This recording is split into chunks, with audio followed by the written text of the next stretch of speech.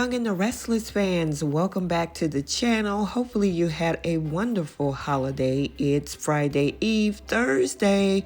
And yeah, this episode of The Young and the Restless was a roller coaster of messy plans, awkward encounters, and everyone's favorite pastime, obsessing over Sharon. I'm going to give you a few highlights and then we'll dive deep into this hot tea.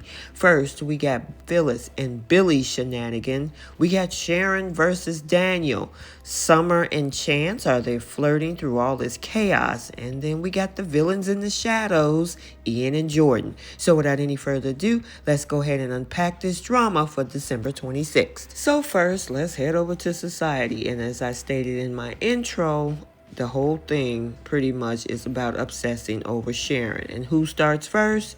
None other than Phyllis. She is consumed with this whole thing about her changing her story and how her ex-best friend is defending Sharon and all of this mess. She called all of them idiots. And the interesting thing is, as much as it seemed that Summer seems to agree, she's like, yeah, but you need to stay out of it. Let them handle it and focus on something else. And guess who walks through the door? Billy Abbott. And of course, Phyllis starts right up again fuming about Michael's plan to defend Sharon now to Billy, because how dare Sharon try to save herself, right?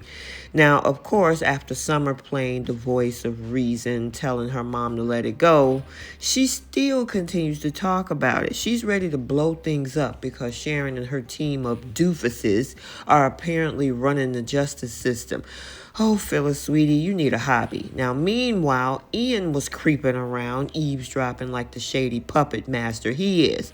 Now, Billy tried to redirect her energy into his own scheme, emphasizing that his plan is the one that keeps her out of jail. How considerate. Now, they bundle up, step outside, where Billy gives her the classic look to the future speech, leaving Phyllis to stew in her own indecision. So now we're at Crimson Lights, and guess who run into each other? Nick and Daniel, and it ain't nothing nice either.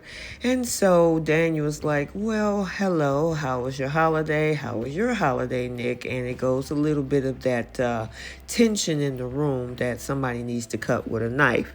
Well, Daniel decides to cut that tension wide open when he says, what is this about Sharon now changing her plea? And of course, Nick is like, well, there's a little bit more new news that, and I know you heard it from Phyllis. So yeah, I think maybe this is something that's going to change everything. And Daniel think is absolutely BS, which now he says, I need to talk to Sharon myself. Meanwhile, Sharon is defending herself to Chance and Michael. Now, she's spinning her story about a mystery glove hand that may or may not have been in the room the way Chance see it when Heather died. Now, Chance, of course, right at this moment isn't buying it. But Michael insists that they push forward because Genoa City needs justice. Because, of course, if Sharon did not unalive Heather, there's somebody out there that has, and we need that person off the street. And then guess who shows up? Nick shows up with who? Daniel, who is not here for Sharon's sob story. He's grilling her like a burnt holiday turkey, calling the whole thing absolutely ridiculous. Now, Sharon is begging for his understanding, but Daniel's having none of it. He's storming out, but before he do, he is like, oh yeah, somebody got to keep me up to date to know what's going on, because these stories keep changing and I don't know what to believe. After he leaves, it leaves Sharon to mutter, wow. Yeah, same Sharon, same. So now let's talk about Summer and Chance. Do we see a little bit of a flirting between these two? So they bump into each other over at Crimson Lights. Things started off a little awkward fast, and they kind of dance around their feelings about the break and Sharon's case. Now, Chance finally suggests dinner, and Summer actually agrees. And isn't that a sigh of relief? Because I was hoping that they not throw her in the middle of that whole triangle between Kyle and Claire. So yeah, maybe they're going to actually have her circle back and fix this whole relationship. And I gotta say, Chance was right. This was his job. He was just doing what he was instructed to do.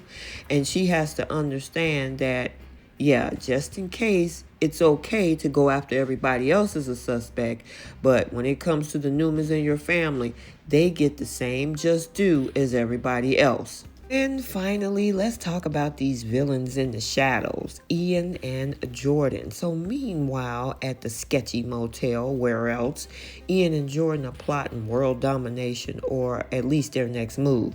Now, Ian comes in gushing about Phyllis being a tigress, which Jordan is not thrilled about. Look like she's a little bit jealous, and we know about that kiss that they shared last week. But hey, Ian's the mastermind here, right? Sure, Jan. But they bicker, apologize, and then hint at more blood being spilled. Subtle. So I wonder what this means. Are they going to have Phyllis go after Sharon? Or maybe something else. So, yeah, we got to see what these two villains have up their sleeves. Okay, so there you have it. Yes, this episode served up plenty of drama, but can we talk about how everyone in Genoa City is juggling vengeance plots, romantic turmoil, and murder mysteries like it's a normal Thursday? Phyllis needs a therapist, Sharon needs a miracle, and somebody get Ian and Jordan a better hideout. Yeah, so we got to stay tuned, my soapies, because things are, of course, about to explode. So what did you all think about today's chaos? Drop your predictions and theories down below. And don't forget to like, comment, and subscribe, and we'll see you in the next video.